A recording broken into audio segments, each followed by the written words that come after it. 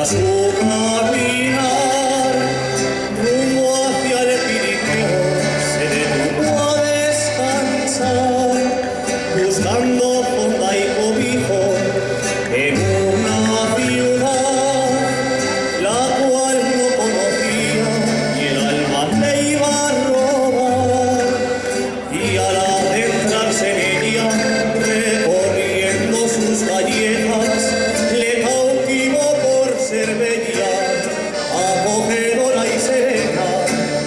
Preguntó a un viejo sabio por el nombre de la villa y le contestó cantando al son de esta melodía: esta es la ciudad de Huesca, flor de Aragón, pórtico del Pirineo, San Lorenzo es su patrón, y cuando vayas por el mundo podrás contar que un día estuviste en Huesca y jamás lo olvidarás.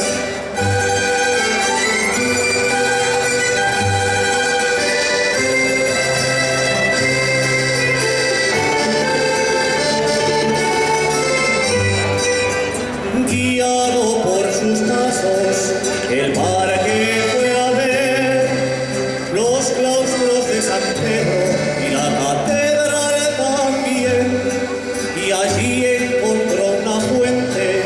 Al ir a beber, vio en el agua el reflejo del rostro de una mujer.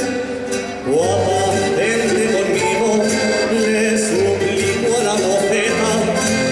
Escucha bien, peregrino, contestó la moreneta, yo no me quiero marchar, esta es mi ciudad querida, ahora lo comprenderás si escuchas la melodía.